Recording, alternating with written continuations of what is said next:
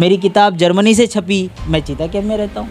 Quality education पे research किया मैंने 10 साल, उसमें अपना वक्त गंवाया है। मेरे बहुत सारे बच्चे आईएएस ऑफिसर है, आईपीएस ऑफिसर है, यूपीएससी को ट्रेनिंग करता हूँ। जो इल्लीगल कंस्ट्रक्शंस हुए हैं, जो illegal without permission by way bypass करके जो है वो एमपी और एमएलए के फंड से या उनके वसूख से, उनके जरिए से, उनके हेल्प से, उनके नाम से और उनके बोर्ड से, हो सकता है उन लोगों का इतना डायरेक्ट कुछ इन्वॉल्वमेंट ना भी हो, हमारे राहुल शिवाले साहब का इन्वॉल्वमेंट ना भी हो, ऐसा हो सकता है। तो ये मैनग्रूव्स का जो खून किया जा रहा है, कत्ल किया जा रहा है, काटा जा रहा है, इसके पीछे भी ज़रूर एक अच्छा खासा ग्रुप होगा और हो सकता है कि सचिन वजय की तरह वैसा भी कुछ यहाँ पे भी हो सकता है ना।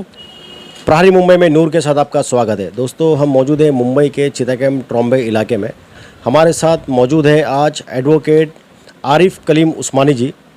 एडवोकेट साहब जो है समर्थन फाउंडेशन, जो चीता कैंप की एक जानी मानी फाउंडेशन है, उसके प्रेजेंट प्रेसिडेंट भी है।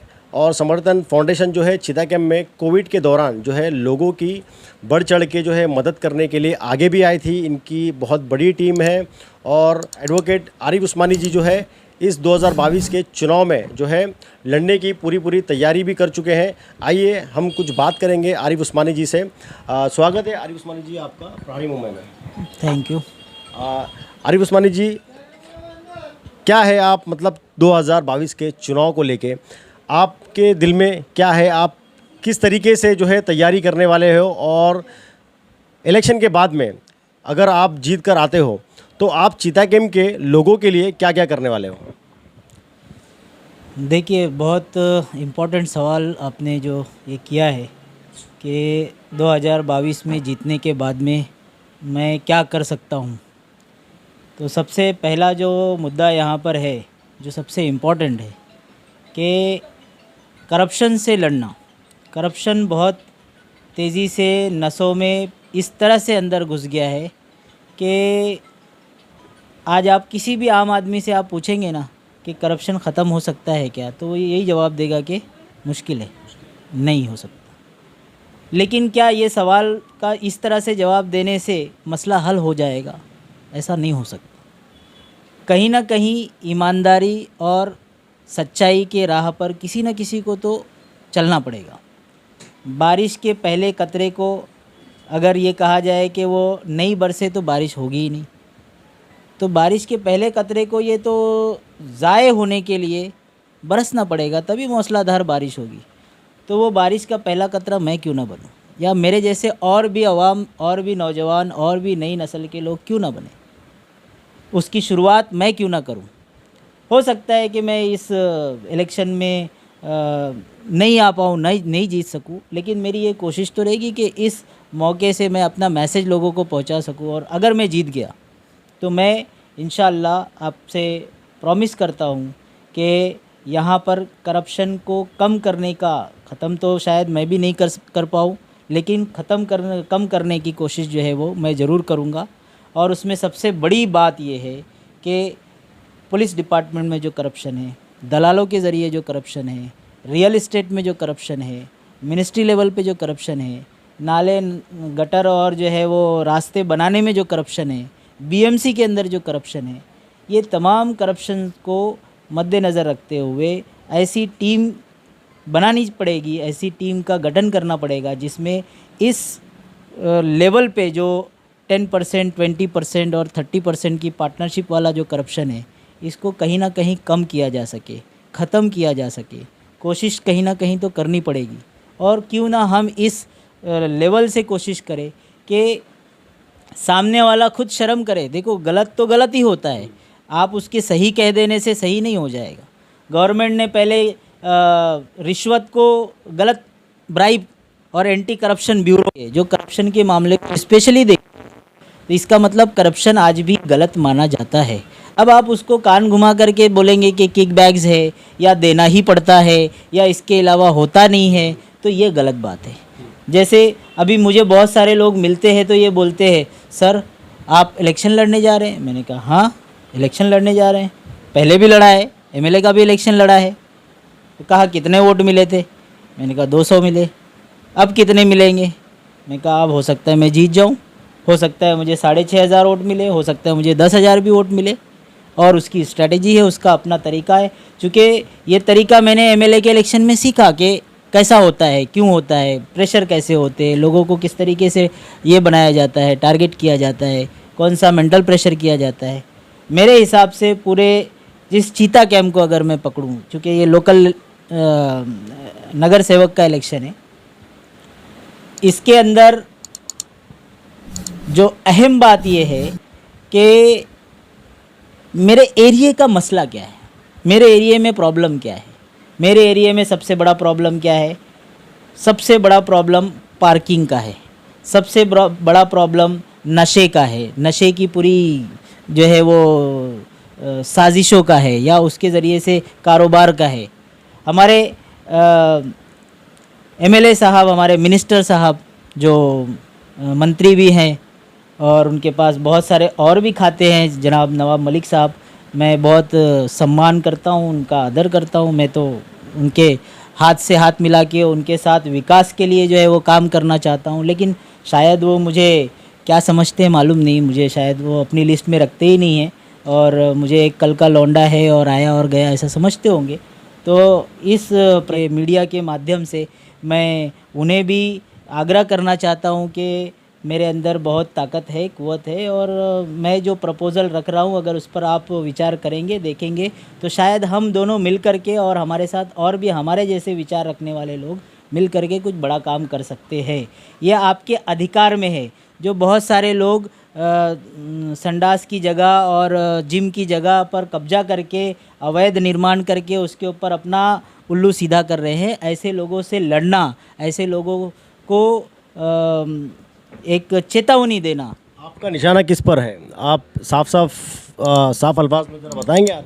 बहुत सारे लोग हैं इसके अंदर, मैं ये एक अकेले की बात नहीं है, एक अकेले की बात नहीं है, बहुत सारे लोग इसमें हैं। आप देखेंगे कि 15 से 20 जो है वो टॉयलेट ब्लॉक्स हुआ करते थे, अब उसकी जगह पे किसी पर जिम बन गया है, कोई अभी अंडर कंस्ट्रक्शन है, कोई जो है उसके ऊपर दवाखाने बन गए हैं, कोई मल्टीपर्पज़ हॉल बन गए हैं और कोई ऐसे ही पड़े हुए हैं। ये क्या मतलब माजरा है, ये तो आप जो है वो समझेंगे, आप जानेंगे। मैं इसका दोषी जो है ना वो सरकार के नियोजन को, नियम को बताना चाहता हूँ। बीएमसी में की कमी है इसमें जिन लोगों ने कब्जा किया है, जो ट्रस्टी, जो क्या कहते हैं ऑर्गेनाइजेशंस को वो दिया गया है, उनका बहुत ज़्यादा कसूर नहीं है, ये कसूर बीएमसी का है। बीएमसी के लोगों को, हमारे इकबाल चहल साहब जो बीएमसी कमिश्नर हैं, उनको इसके ऊपर एक्शन लेना चाहिए। हमारे मिनिस्टर साहब जो माइनॉरिटी मिनिस्टर भी हैं और हमारे यहाँ के एमएलए भी हैं, उनको इसके ऊपर जो है वो क्या बोलते हैं एक्शन लेना चाहिए। और वो एक्शन ये लेना चाहिए कि जो अवैध निर्माण दिया गया है, जो इल्लीगल कंस्ट्रक्शंस हुए हैं, जो इल्लीगल विदाउट परमिशन बाईपास करके जो है वो एमपी और एमएलए के फंड से या उनके वसूख से, उनके ज़रिए से, उनके हेल्प से, उनके नाम से और उनके बोर्ड से, हो सकता है उन लोगों का इतना डायरेक्ट कुछ इन्वॉल्वमेंट ना भी हो, हमारे राहुल शिवाले साहब का इन्वॉल्वमेंट ना भी हो, ऐसा हो सकता है, लेकिन उनका बोर्ड लगा हुआ है, उनका नाम लगा हुआ है, उससे पब्लिक में ये मैसेज जाता है कि ये खासदार साहब का जो है वो इसके अंदर इन्वॉल्वमेंट है, मतलब उनके फ़ंड से बना होगा, या आमदार साहब का जो है इसमें इन्वॉल्वमेंट है, उनके फ़ंड से बना होगा। तो ये वेलफेयर में है, ये वेलफेयर के लिए हो रहा है, लेकिन उसके पीछे की कहानी शायद कुछ और ही है। उसके पीछे की कहानी कब्जा है, कब्जा करके जो है वो अपना उल्लू सीधा करना चाहते हैं। अब इसका डायरेक्ट जो क्या कहते हैं निशाना, वो कौन है? वो आम जनता है, आम पब्लिक है। और उसका नतीजा क्या होगा कि उसका नतीजा डायरेक्टली यही होगा कि आगे चल कर के ये जगह कब्जे में आ जाएगी और वो अपना जो है उसके अंदर कुछ भी वो बनाएंगे और उनके नाम पे कर दी जाएगी। वो छोटा मोटा जो रेंट होता है वो उसको भर कर के जो इलीगल पेपर है वो in due course of time सब बना लिए जाएंगे। सही है, हमारे पास बहुत सारे सवालात, मतलब सबूत है, उस सबूत के बिना पर खुला ये दिखाई दे रहा है कि जो है वो ये इसके अंदर अवैध निर्माण है, इसके अंदर इल्लीगल कंस्ट्रक्शन है, इल्लीगल इंक्रोचमेंट है, लेकिन उसके बावजूद पूरा प्रशासन, पूरा जो है वो जिम्मेदार लोग, चाहे वो वार्ड ऑफिसर हो, चाहे वो बिल्डिंग एंड फैक्ट्री डिपार्टमेंट के असिस्टेंट इंजीनियर साहब हो, या हमारे इकबाल चहल साहब हो, डिप्टी म्यूनसिपल कमिश्नर साहब हो, ये सब लोगों के पास बराबर से जो है वो अप्रोच करने वालों ने अप्रोच भी किया। मेरे पास भी सबूत लेकर के आए, मैंने भी लीगल नोटिस जो है वो उनको भेजा है, दिया है। उसके रिएक्शन में उन लोगों ने शायद नोटिस वगैरह भी इशू किया है। तो ऐसे ये तो एक दो काम जो मेरे पास सामने आए हैं उसकी बात है। ऐसे 15-20 जगह है जहाँ पर अलग अलग जगहों पर जो है वो लोगों ने जो है वो कब्जा करने की कोशिश की है और वो किए जा रहे हैं। उसमें बहुत सारे लोग हैं, उनका नाम मैं आपको नहीं लेना चाहता हूँ। आपको मालूम है, नाम तो सभी के आपको भी पता है और जिससे मैं ख़िताब कर रहा हूँ उनको भी मालूम है, तो नाम तो आपको पता ही हो जाएगा। दूसरा अहम जो मुद्दा है वो रिक्शे वालों का, ऑटो रिक्शे वालों का पार्किंग का मसला है। अभी ये जो गलियों में या रिक्शा है या ऑटो है या आपका बाइक है, स्कूटी है, इतनी ज़्यादा व्हीकल्स हो गई है, इतने ज़्यादा जो है वो ऑटो हो गए हैं कि वो अभी लाइन में जो पार्क करते हैं वो पार्किंग प्रॉपरली जो है वो होनी चाहिए। कोई जगह ऐसी होनी चाहिए जहाँ पे भले से तुम 10 रुपया पार्किंग का ले लो, मगर वहाँ पे पार्क हो और सेफ्टी एंड सिक्योरिटी के साथ हो। वहाँ पे 4 जो है वो वॉचमैन रख दिए जाए और क्या कहते हैं, ए सेक्टर के उस तरफ जो इलाका है वहाँ पे बड़ी जगह है पार्किंग की। आज़ाद स्कूल के पास जो आपका कब्रस्तान है, कब्रस्तान के पास काफ़ी जो है वो बड़ी जगह है, वहाँ पर भी पार्किंग हो सकती है।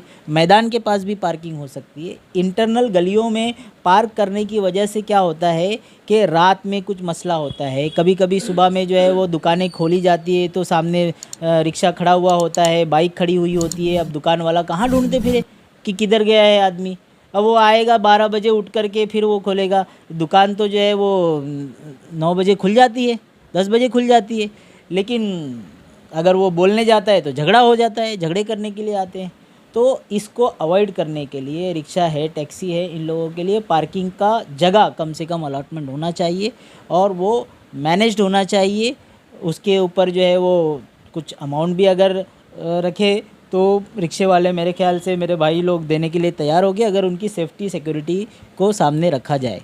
एक दूसरा बहुत बड़ा मसला है। आरिफ जी, मैं रोकना चाहूँगा आपको। आपने जो है करप्शन के बारे में बात की हमसे, और जो बीएमसी के ताल्लुक से इल्लीगल कंस्ट्रक्शन के ऊपर भी जो है आपने बात करी है। लोगों को सब पता है कौन क्या कर रहा है, किसका हफ्ता जाता है, कौन हफ्ता लेता है।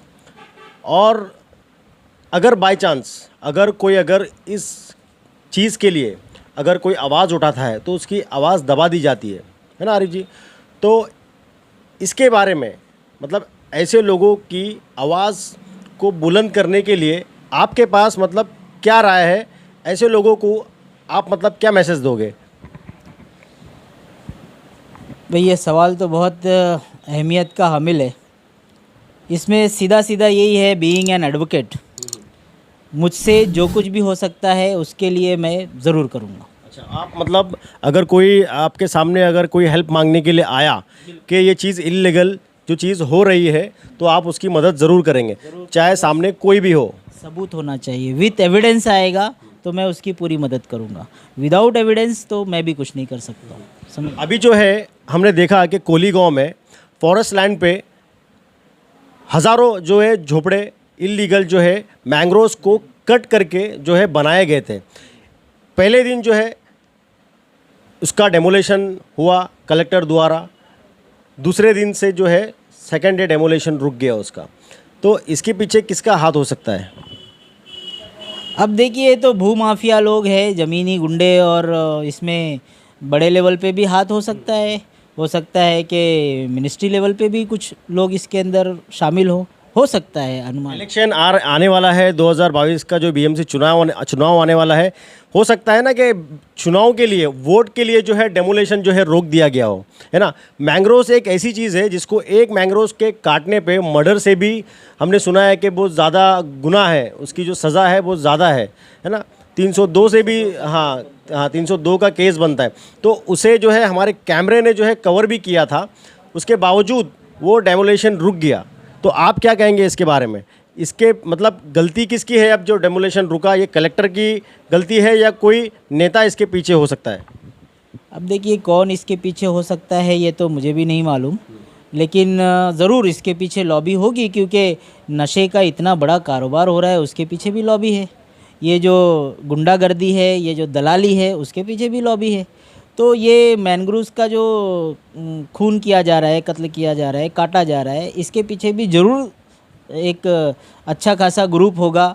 और हो सकता है कि सचिन वजह की तरह वैसा भी कुछ यहाँ पे भी हो, कोई आ सकता है बाहर। हो सकता है ना, कुछ भी हो सकता है, क्योंकि इतने बड़े लेवल पे अगर कुछ कटिंग होता है तो उसका जिम्मेदार कौन है? प्रशासन है।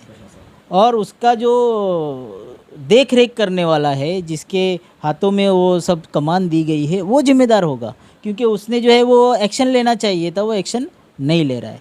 तो एक बात तो ये हुआ। दूसरा, समाज के अंदर कोई चीज़ कब पनपती है, कब बढ़ती है, गलती या गलत चीज़ कब आगे तेज़ी से बढ़ती है? जब प्रशासन, गुंडे और माफिया ये मिल करके नेक्सस में काम करने लगते हैं। तो ये कहीं ना कहीं नेक्सस ज़रूर होगा, जिसकी वजह से पुलिस भी खामोश है, जिसकी वजह से प्रशासन भी खामोश है, जिसकी तरह वजह से हमारे नगर सेवक भी खामोश है, जिसकी वजह से हमारे मंत्री साहब भी खामोश है, जिसकी वजह से हमारे एमपी साहब भी खामोश है।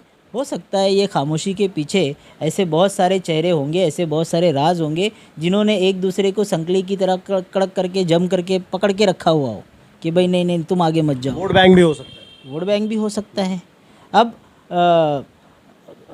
क्या कहते हैं, इस माध्यम से मैं तो कमिश्नर साहब से, जो इलेक्शन कमिश्नर हैं स्टेट के, उनसे ये आग्रह करना चाहता हूँ कि अभी देखिए ना, अभी हाल ही में ये हमारा जो वार्ड है, ये वार्ड नंबर 148 हो गया है, जो 145 था, 145 से 148 हो गया। अभी इसको ऐसा काटा है कि पुलिस स्टेशन इस वार्ड से बाहर निकल गया, जो बीएमसी का स्कूल था वो बाहर निकल, अपना हॉस्पिटल, मैटरनिटी हॉस्पिटल जो था वो उसको बाहर निकाल दिया, ये के सेक्टर का इलाका है उसको भी बाहर निकाल दिया। और कटिंग ऐसी की है कि बिल्कुल अलग कटिंग दिखाई दे रही है, या पर्पसली हुई है या इसके पीछे क्या है मालूम नहीं। अब बस्ती जो यहाँ बस्ती है, उस बस्ती को हॉस्पिटल तो चाहिए, लेकिन मुझे लगता है कि चीता कैंप जब नाम एक दे रहे तो वो चीता कैंप की बस्ती को एक साथ रखना चाहिए था। अब के सेक्टर हटा देने से एक उंगली को काट दिया आपने, और उसके साथ में पुलिस स्टेशन भी जो है वो 149 में चला गया, स्कूल भी 149 में चली गई, और फिर आपका हॉस्पिटल भी 149 में चला गया। 149 में ऑलरेडी बीआरसी के जो है वो बड़े बड़े हॉस्पिटल है, ऑलरेडी है, और वहाँ फैसिलिटी है, वहाँ लोग एलिट क्लास के हैं, मिडिल हाई क्लास सोसाइटी है। ये स्लम एरिया है, स्लम एरिया में तो उसका ज़्यादा ज़रूरत है। तो इलेक्शन कमिश्नर साहब को ये समझना चाहिए कि यहाँ ज़मीनी हकीकत क्या है, और यहाँ आके विज़िट करना चाहिए कि देखें यहाँ पर जो आबादी कैसे रहती है, उसके के प्रॉब्लम्स क्या है, इनके जो है वो रोज़ाना का जो वेजेस क्या है। 200 रुपया 100 रुपया डेली कमाने वाले लोग यहाँ रहते हैं। बीआरसी में तो 75,000 80,000 रुपया कमाने वाले लोग हैं, वो लोग तो मैनेज कर सकते हैं, लेकिन चीता कैंप की पब्लिक कहाँ से मैनेज करेगी? डेली 100 रुपया अगर नहीं लाएगी, उनका घर नहीं चलेगा। बिलो पॉवर्टी लाइन के कितने लोग यहाँ पर रह रहे हैं, आप एकदम अंदर जा कर के देखेंगे। सदियों सालों से, जब से चीता कैंप बना है, 44 साल से लोग जो है वो बहुत सारे लोग भाड़े पे रह रहे हैं, उनका खुद का घर अभी भी नहीं हुआ है। तो आप अंदाज़ा लगा सकते हो कि गुर्बत की जो रेखा से भी कम के लोग यहाँ पे रह रहे हैं, और यहाँ पर आबादी तकरीबन 60,000 वोटर्स की है। 60,000 यानी कि तकरीबन 2 लाख पॉपुलेशन होगी। तो उसको मैनेज करने के लिए जो बेसिक नीड है, बेसिक रिक्वायरमेंट है, वो एमिनिटीज़ को प्रोवाइड करने का काम किसका है? बीएमसी का है, क्योंकि ये बीएमसी यहाँ से रेंट ले रही है। यहाँ पे जो है उसके नाम पे कुछ फॉरेस्ट लैंड वालों की भी जो जगह है, वहाँ पे उनको ये देखना चाहिए कि भाई इल्लीगल अवैध कब्जा कौन कर रहा है, कैसे कर रहा है, उसको रोके। तो वहाँ पर तो आपने अगर ऑपरेशन किया है, स्टिंग ऑपरेशन किया है, तो आपने देखा होगा कि वहाँ तो बड़े बड़े बंकर्स रखे हुए हैं, बड़ी बड़ी फैक्ट्रीज है वहाँ पर जो है रेंट पे दिया गया है, तो जिसके रेंट पता नहीं अब कौन 20-30,000 40,000 और वो कौन ले रहा है, वो कैसा है। तो ये तमाम चीज़ों को सामने लाना और उसके ऊपर काम करके नगर विकास का काम करना, ये हमारे शाहनवाज साहब का जो है या नगर सेवक साहब का काम था जो 5 साल उन्होंने नहीं किया। वो सिर्फ कब्रिस्तान को के मुद्दे पे लड़ते रहे और गटर और नाला और इसी पे लड़ते रहे। इस पे 5 साल गुजर गया। हमको उससे भी आगे सबसे बड़ा अभी अनएम्प्लॉयमेंट है।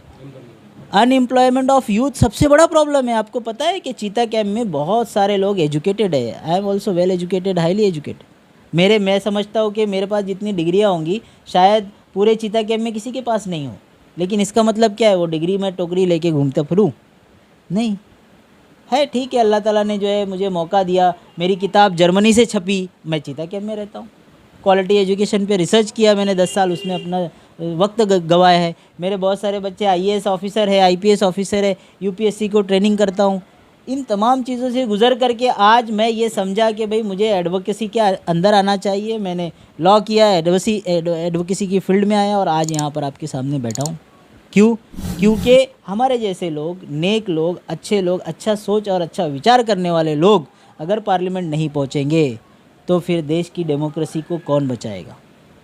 देश की डेमोक्रेसी को कौन बचाएगा? डिक्टेटरशिप चल रही है, सूडो डेमोक्रेसी चल रही है। और मुझे नहीं लगता कि मेरे मुकाबले में यहाँ पर कोई भी इस किस्म की सोच रखता होगा। या हमारे जो नगर सेवक के मैदान में जो 30-35 लोगों का नाम चल रहा है वो उतरने वाले हैं, वो लोग यहाँ पर आएंगे और वो इस किस्म का काम करेंगे जो मैं करना चाहता हूँ। और मैं तो आपसे वादा कर रहा हूँ कि 1 रुपया पगार लूँगा, पगार का भी पूरा पैसा पब्लिक वेलफेयर में। मुझे आपने अगर जीत करके दिया, मैं वादा कर रहा हूँ कि 1 रुपया पगार लूँगा। मुझे पगार की ज़रूरत नहीं है, मुझे फ़ंड की ज़रूरत नहीं है। वो सारा फ़ंड जो है वो मैं इंशाल्लाह यूटिलाइजेशन फुल्ली जो है वो वेलफेयर के लिए करूँगा। आरिफ जी, चीता कैंप में जो है 45 साल से जो है पॉलिटिकल पार्टी जो है काम कर रही है। और हर बार हमने आपसे बात भी करी कि हर नेता आता है, नाली, गटर, पानी और रोड, इसी को लेकर चीता कैंप के लोगों को जो है भड़काया जाता है, लड़ाया जाता है और उनको जो है गुमराह कर दिया जाता है। और इलेक्शन जब आता है 5 साल बाद तो उन्हें 500-1000 रुपया दे के चुप करा दिया जाता है। तो ऐसे नेता को और ऐसे लोगों को जो 500 और 1000 रुपया लेके चुप हो जाते, उनको आप क्या सलाह दोगे? देखो, सबसे पहले तो पैसा लेकर अगर कोई वोट देता है तो वो गलत है, अपराधी है। वो सिर्फ इंडिविजुअल अपराधी नहीं है, डेमोक्रेसी का अपराधी है, जमहूरियत को ख़त्म करने वाला, किल करने वाला अपराधी है।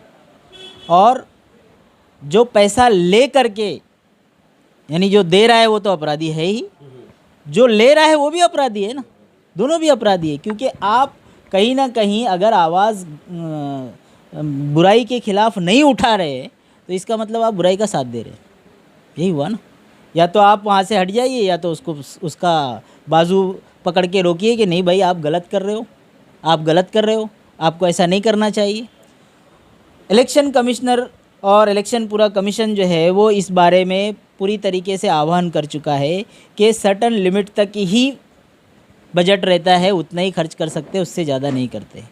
लेकिन उसके ऑडिट नहीं करता है कोई, वॉच नहीं रखता है।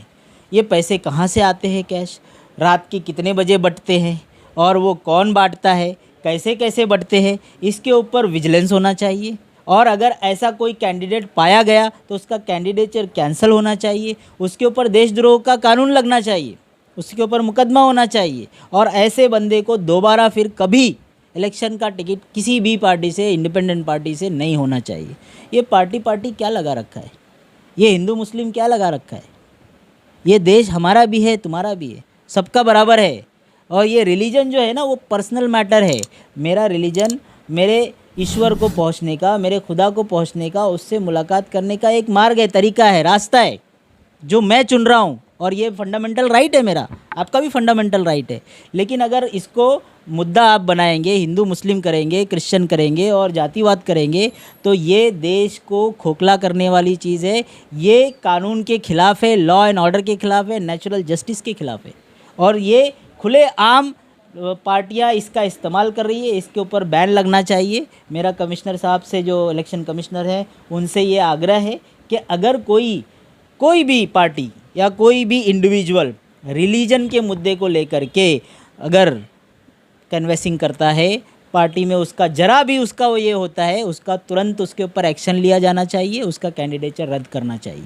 क्योंकि हमारा देश डेमोक्रेटिक है, सेक्युलर है। सेक्युलर का मतलब होता है हमारे देश का कोई रिलीजन नहीं है, रिलीजन हमारे देश का नहीं है, तो फिर क्यों आप इसको बीच में ला रहे हो? वो तो पर्सनल मैटर है। ईश्वर से, आत्मा से परमात्मा को लीन करने का जो मार्ग है ताकि मोक्ष प्राप्त हो, ये इसके लिए धर्म है, इसके लिए रास्ता है, इसके लिए ग्रुप है।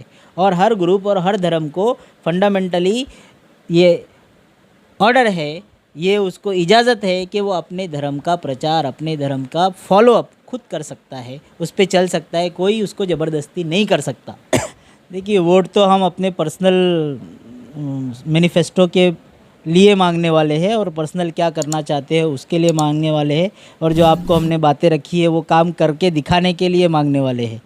दूसरी बात के समर्थन फाउंडेशन की जो आप बात कह रहे हैं, समर्थन फाउंडेशन जो है वो ऐसा रजिस्टर्ड ट्रस्ट है जो समाज सेवा का काम करता है। इसके अंदर इसका जब हमने शुरू किया तो ये हमारा कोई सोचो विचार में, वहमो गुमान में भी नहीं था कि हम इससे काम करेंगे तो हम इलेक्शन में वोट मांगेंगे, ऐसा कुछ नहीं है। ये एक अलग चीज़ है, ये एक पर्सनल हमारी जाती चीज़ है। हमारे अपने पैसे हम उसके अंदर डालते हैं, हमारा अपना कंट्रीब्यूशन है, कोई बाहर से फंड डोनेशन जमा करके फिर देते हैं, ऐसा कुछ भी नहीं है। हमारे अपने ग्रुप है, अपने लोग हैं, वो जमा करते हैं। और पूरे लॉकडाउन में पूरा चीता कैंप जानता है, मैं अकेले नहीं बोल रहा हूँ, पूरा चीता कैंप जानता है और आपके माध्यम से गवाह भी है कि जितना काम समर्थन फाउंडेशन की इसी ऑफिस से हुआ है, और इस ऑफिस ने ये काम करके दूसरे लोगों को, यहाँ तक कि पॉलिटिकल पार्टीज़ को मजबूर किया कि वो भी लॉकडाउन में काम करने को लगाया गया। हमने एक बाकायदा आईडी कार्ड बनाया, वो आईडी कार्ड जो है वो हमारा बहुत सारी जगह पर इस्तेमाल किया। कम से कम 550 से 600 लोगों ने आईडी कार्ड बनाया हमारा, उसके अंदर सब बड़े बड़े लोग थे। एक साहब तो आए, उन्होंने कहा कि हमारे पास पुलिस का कार्ड है, पुलिस का है, डीसीपी का जो कार्ड होता है वो बनाया। तो हमने कहा कि आपको हमारा कार्ड बनाने की क्या ज़रूरत है, आपके पास तो ऑलरेडी है। नहीं साहब, आपका कार्ड जो है वो वाशी मार्केट में जो है पुलिस वाला कार्ड नहीं चल रहा है, आपका कार्ड चल रहा है। तो मैंने उसको मना किया, उसके बावजूद भी वो हमारे किसी दूसरे साथी के साथ में वो मिल करके किसी तरीके से उसने बना लिया। मुझे बाद में मालूम पड़ा, पूरे लॉकडाउन के अंदर हमने तकरीबन 1200 लोगों का खाना यहीं सामने, ये सामने जो जगह है स्कूल के पास की, उसी जगह से हमने रोज़ाना बांटा है। पूरा महीना, 1.5 महीने तक लॉकडाउन का फुल पीरियड। उसके बावजूद हमने कभी फ़ोटो नहीं खिंचाया, हमने कभी सोशल मीडिया में नहीं डाला। क्यों? क्योंकि हमको वो दिखावा करना ही नहीं था। अगर लोग जानते हैं तो आज भी, अगर हमें जानते हैं, हमारे सोच को समझते हैं तो आज भी हमारा साथ देंगे, कल भी हमारा साथ देंगे। और अल्लाह से पूरी उम्मीद है कि वो अल्लाह ताला जो है वो हमारे लिए रास्ते और आसान करेगा। मेडिकल हेल्प की जहाँ तक ये है, किसी का ऑपरेशन होता है, किसी को दवाइयों की ज़रूरत पड़ती है, हमारे पास टीम में कनेक्टेड लोग हैं जिनको हम रेफ़र कर देते हैं, वो उनके घर तक मेडिसिन पहुँचा के देते हैं। हम खुद गए घर तक पहुँचाने के लिए। ई सेक्टर में 2-3 लोगों के घर पे मैं खुद गया हूँ। राशन का किट जो होता है वो हम लाइन लगा के फ़ोटो निकाल के नहीं बांटते। हमारा राशन का किट बहुत बड़ा होता है, जो पूरे कम से कम 1 महीने का सामान उसके अंदर होता है, और वो हम हमारे वॉलंटियर के थ्रू जिसको पहुंचाना है उसके घर तक जाकर पहुंचा करके आते हैं, और उसका फ़ोटो नहीं खिंचाते। ये हमारी खासियत है। फी सबीलिल्लाह। कोई पार्टी को आप इंडिपेंडेंट क्यों लड़ना चाहते हो? दिल के ऐसे तार को छेड़ दिया अपने कि मैं क्या कहूँ। अभी आप तो मीडिया की फील्ड में हैं, आप अच्छी तरह जानते हैं कि किसी भी पार्टी के पास आप जाते हैं, आप अप्रोच करेंगे तो पार्टी क्या बोलेगी, भाई हमारे पार्टी फंड में कितना पैसा डाल रहे, बराबर है, यही बोलेगी ना। तो भाई मेरे पास तो उतना पैसा है नहीं कि मैं पार्टी फंड में डालूं, बल्कि वो पैसा मैं जनता की सेवा में लगा दूं तो वो अच्छा है ना। पार्टी मेरे से पैसा लेकर के मुझे टिकट देगी तो इसका मतलब क्या हुआ, मैं तो बिक गया। मैं जिस सिद्धांत के लिए लड़ रहा हूँ कि ना मुझे पैसा देना है ना मुझे पैसा लेना है, अब तो ये टिकट के लिए जो है बोली लगाने वाला जो है टाइम आ गया है। बिल्कुल बिल्कुल, लोग बोली लगाते हैं, उनके अंदर सेटिंग रहते हैं, ये होगा वो होगा, प्लस बहुत सारी करप्शंस इसमें ही चलते हैं। तो ऐसा भी हो सकता है कोई पार्टी शायद इस वीडियो को देखने के बाद मुझ तक अप्रोच करे और ये बोले कि भाई हम टिकट देते हैं, अगर उनके सिद्धांत मेरे सिद्धांत से मिलते होंगे तो ज़रूर उनका ऑफ़र कबूल करेंगे, लेकिन पैसा तो नहीं दे पाएंगे उनको। वो पैसा मैं वड़ा पाव, चाय और बिस्किट और थोड़ा जो हमारे साथी मेहनत करेंगे उनके खाने पीने में खर्चा करूँगा। मैं उसके अलावा भीड़ जमा करने के लिए 300 रुपया एक आदमी को नहीं देने वाला। ऐसा अगर है तो मत आइए। ये डेमोक्रेसी की जीत के लिए हम लड़ रहे हैं। हमारे जो है वो पुरखों ने जो बलिदान दिया है उसको क्यों भूल जा रहे हैं आप? ये आज़ादी इतनी सस्ती नहीं है जो 1000, 2000, 5000 में बिक जाए। और ये जो लड़के काम करने के लिए शुरू हो जाते हैं, भाई लाख रुपया मेरे को दे दो, मैं यादी बनाता हूँ, दो को पकड़ता हूँ और तुम्हारा सब काम हो जाएगा और तुम चुपचाप जाके सो जाओ। ये काम ऐसा नहीं होता है। नेता अगर है और वाकई में रिप्रेजेंटेटिव ऑफ द पीपल है और वाकई में काम करना चाहता है तो कीचड़ में उसको भी उतरना पड़ेगा। उसके कपड़े भी गंदे होंगे, उसको धोना पड़ेगा, उसकी चप्पल भी ख़राब होएगी और लोगों तक पहुंचना पड़ेगा। पहुंचेंगे इंशाल्लाह। हमारी जो ताकत है, हमारी जो कैपेसिटी है, उससे हम लोगों तक पहुंचेंगे। लोगों से आग्रह करेंगे, जितना एजुकेशन, जितना क्वालिफ़िकेशन, जितना गाइडेंस, जितना लोगों की मदद करने की जो भी ज़रूरत पड़ेगी वो ज़रूरत को इंशाल्लाह हम ज़रूर पूरा करेंगे। और अगर जीत करके आ जाते हैं तो इंशाल्लाह मैं वो सिचुएशन करके दिखाऊंगा 5 सालों में कि एक नगर सेवक कैसा होता है, एक नगर सेवक कैसा होता है, ये मैं दिखाऊंगा कि ये ऐसा होता है। और अगर मैंने एक जगह पर एक नगर सेवक कैसा होता है ये दिखा दिया तो बाकी जो सीटें हैं 236 में से 235, वो 235 सीट्स पे मेरी जगह हो सकता है तो वो 35 भी तो मुंबई में ही है ना, वहाँ क्यों नहीं हो सकता है? मैं वो आग लगाना चाहता हूँ, वो दिल में जो है वो जतन जगाना चाहता हूँ कि एक एरिया को डेवलप किया जा सकता है तो 235 क्यों नहीं किया जा सकता? एक एमएलए एक एरिया को अगर बना सकता है तो 227 एमएलए पूरे महाराष्ट्र को क्यों नहीं बना सकते हैं? बना सकते हैं अगर हमारे दिल में वो बात हो और हम सिद्धांतों को मानते हो, सच्चाई पर चलने की कोशिश करते हो। जितनी भी पार्टियां हैं, हिंदू मुस्लिम करने की जो है ज़रूरत नहीं है। चाहे वो यहाँ पे एमआईएम हो, चाहे वो कांग्रेस हो, चाहे वो शिवसेना हो, जो भी हो, पार्टी का एक मकसद अलग होता है। यहाँ पे इंडिविजुअल काम करने के लिए नगर सेवक का जो मामला है वो लोकल लेवल पे काम करने का मामला होता है। तो यहाँ पर मेरे ख्याल से कि रिकॉर्ड रहा है, ये एक हिस्ट्री रही है कि मोस्ट ऑफ द नगर सेवक, most of the corporators are from independent.